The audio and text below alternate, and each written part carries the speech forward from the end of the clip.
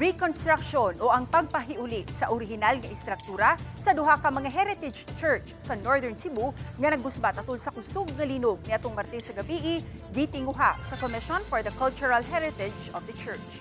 May aduna na bay timeline kanu sa kini pasugdan.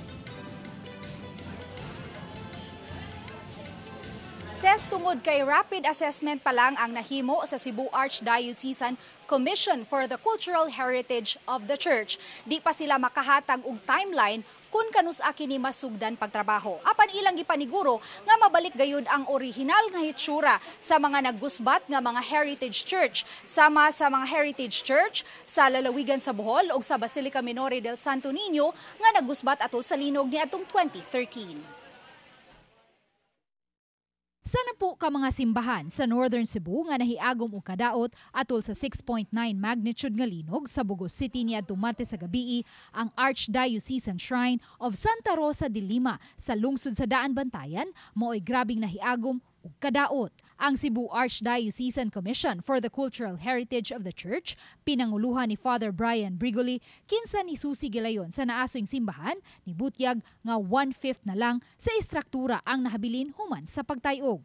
Usa pa naman kini ka Heritage Church nga hinimo gikan sa coral stones ug nagbarog sulod na sa pipila ka katuigan. Human nakapahigayon og rapid assessment sa naasoing simbahan, gitigom gilayon ni Father Brigoli ang parish priest ug ang PPC ug iyang gipaniguro ngadto kanila nga mahatagan og gahin ug assistance ang simbahan gikan sa mga government cultural agencies. Gani sugod dayon gahapon coordinate na dayon tayo ni mga national cultural agencies sa mga panunguitan sa NCCA o sa NHCP. Kundiin, we are already in direct connections and coordinations and communications with them of how to start aftermath of the earthquake.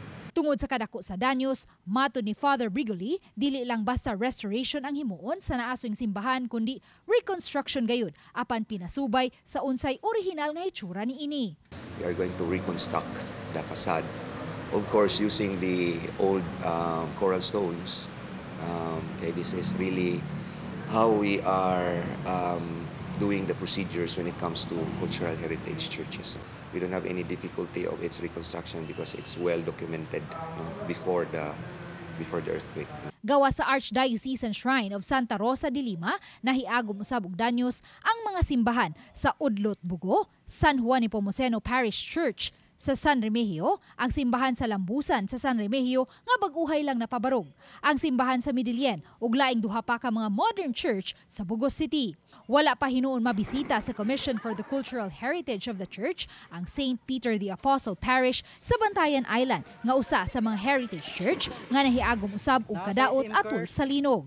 Hinuon subling mobalik sa Northern Cebu sila si Father Brigoli karong Sabado aron mohimo og rapid assessment sa uban pang mga simbahan sa dapit nga may mga kadaot usab. Ug tungod kay nagpadayon paghihapon ang mga aftershocks, gipahibaw usab ni Father Brigoli ang mga parish priest o PPC sa mga safety protocol sama sa pagpahigayon lang una sa Santos nga misa sa mga open spaces. Ang amo ra gyung giuna ma'am, nga amo ra gyung girisgo ang pag-recover gyud sa tabernacle. Mo ra gyud. All the rest mga statue, leave it there, naapa sa sawg. Time will come that we will conduct the recovery operation, but not now. Ses sa pagkakaroon, di pa makahatag sa kinatibuk ang danyo sa mga naggusbat nga mga simbahan atol sa linog, ang Commission for the Cultural Heritage of the Church kay muhimo pa sila og thorough assessment. Sa pikas bahin ses, nagpadayon karon ang Operation Bayanihan sa GMA Kapuso Foundation diin uban nato ang mga student volunteers nga nitabang sa pagrepack sa mga bugas ug mga canned goods.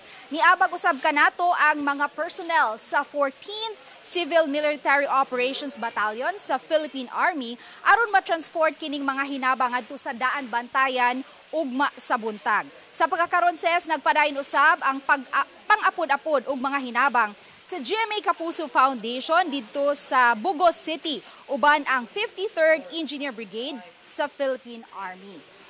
Sa mga buot mo donate, mudawat ang GMA Kapuso Foundation og mga donation. Labing gikinahanglan karon didto sa Northern Cebu ang mga habol, towel, hygiene kits, gamit sa panimay, mga balde, chinilas, tubig, tent o trapal.